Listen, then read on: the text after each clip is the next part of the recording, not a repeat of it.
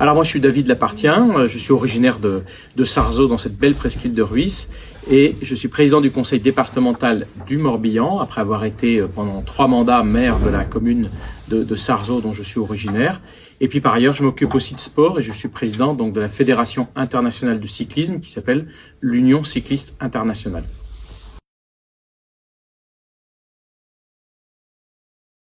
Donc il y a des difficultés. L'autre difficulté pour nous, elle est que la recentralisation, parce qu'on est vraiment dans un système de recentralisation aujourd'hui, à l'envers de ce que veulent les citoyens, fait qu'en fait, Paris décide et on paye.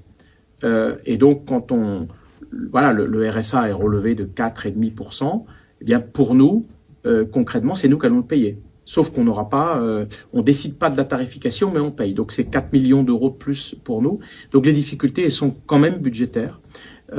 Ici, dans ce département, on a quand même pas de partis qui sont situés un peu aux extrêmes de l'échiquier. Donc, la qualité du dialogue au sein de l'Assemblée départementale est quand même plutôt de bonne qualité. On s'écoute, on débat, on monte pas sur la table, on n'invective pas voilà, nos collègues d'en face.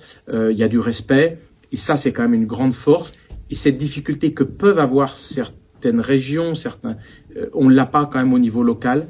Et puis, ce qu'on voit quand même, une des difficultés que l'on peut avoir quand même, c'est le sentiment pour le monde plus rural, c'est-à-dire voilà, le nord du département, un peu d'un sentiment d'abandon de services publics. C'est pour ça que nous, on fait vraiment attention que nos services publics départementaux, nos centres médico-sociaux, nos casernes de pompiers, on aide parfois le financement des casernes de gendarmerie, pour que ces services fondamentaux restent dans les territoires ruraux et qu'il n'y ait pas le sentiment qu'il n'y ait que Vannes et Lorient et le littoral qui soient servis.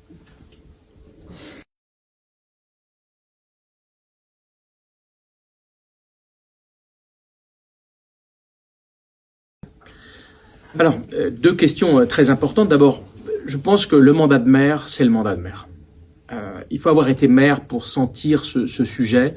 Moi, j'ai aimé ce mandat de maire. J'ai d'ailleurs dit que lorsque je suis parti, c'était un au revoir, peut-être pas un adieu, tant ce mandat est fondamental. Vous rencontrez les gens directement. Au département, vous rencontrez les représentants. Par exemple, je vais rencontrer une personne en situation de handicap à Sarzeau qui va venir en disant « Monsieur le maire, là, avec ton nouveau trottoir, j'arrive pas à passer mon fauteuil ». Alors que au département, je vais représenter l'association, je vais recevoir l'association des paralysés de France. Je vais pas recevoir les citoyens en direct comme je le reçois dans une mairie. Donc, l'avantage, je trouve, d'une mairie, c'est que vous voyez les vrais gens. Ils vous parlent de leurs vrais sujets. Et vous savez pas, moi je recevais sans rendez-vous, je savais pas en fait pourquoi les gens venaient me voir. Et on voyait combien il y a quand même un respect du maire et combien les gens attendent quand même du maire. Les gens ont du mal à percevoir qui fait quoi entre la commune, la communauté de communes, le département, la région. Ils vont voir le maire. C'est celui qu'ils connaissent, c'est celui qui est en proximité. Et donc moi, je suis pour qu'on maintienne toutes nos communes, qu'on ne les fusionne pas. C'est un atout formidable, je trouve, pour la démocratie. Et les maires sont vraiment, vraiment engagés. Donc je trouve que oui, ce serait quand même bien que nos députés, là, qui pour certains n'ont rien vu de la vie, n'ont jamais dirigé une entreprise, une association, voilà, qui n'ont jamais été investis, tout d'un coup, voilà, ils sont complètement déphasés. Quand vous demandez à Mme Rima Hassan qu'est-ce qu'elle pense de la fermeture de Fessenheim, elle ne savait pas que c'était une centrale nucléaire, pour dire le niveau des personnes. Donc, le système électoral tel qu'il est fait peut vous envoyer à Paris des gens qui sortent de la Lune. Or, ce qui n'arrive jamais au Sénat. Le Sénat, vous savez, on dit toujours les sénateurs font un travail parlementaire extraordinaire. Moi, je suis vraiment un défendant du bicamérisme. Et là, on voit le budget est reparti au Sénat, qui va essayer de remettre tout ça à l'endroit. Bon, après, l'Assemblée va sans doute le redétricoter, mais les sénateurs font un travail parlementaire d'une extrême qualité. Pourquoi ? Parce qu'ils ont tous été avant élus locaux, donc ils savent que, globalement, en faisant ça, voilà quelle va être la conséquence. Et en tout cas, pour les élus, on a du respect pour le Sénat. L'Assemblée, on considère que c'est une cour d'école, mais pas une belle cour d'école.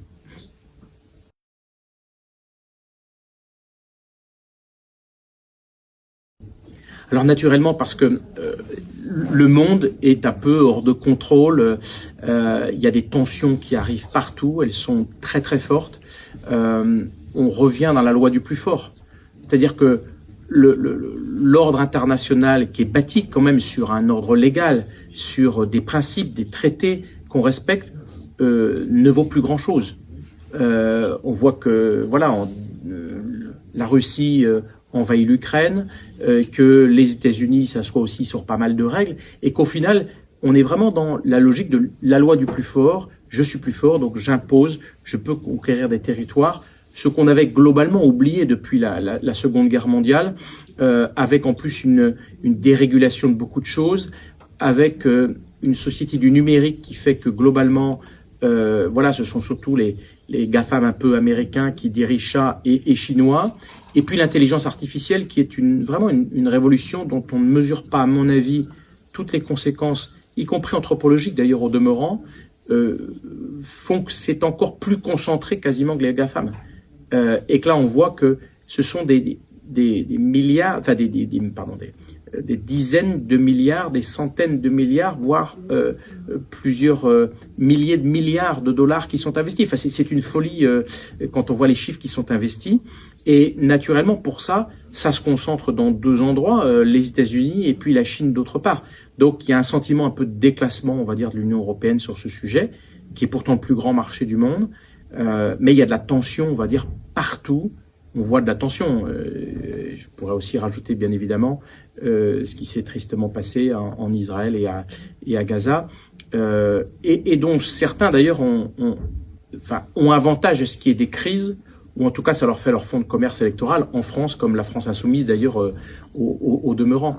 Donc, oui, l'ascension est particulièrement, la situation est quand même particulièrement tendue. Moi, j'ai l'occasion, par mes fonctions à l'Union cycliste internationale, de pouvoir aller partout, dans beaucoup de pays dans le monde. On parle à tout le monde dans le sport. Moi, je parle aux Ukrainiens, aux Russes, je parle aux Israéliens et aux Palestiniens. J'ai l'occasion de les voir parfois ensemble. On sent que le monde est quand même très complexe, très éruptif et très anxiogène d'ailleurs, y compris pour la jeune génération.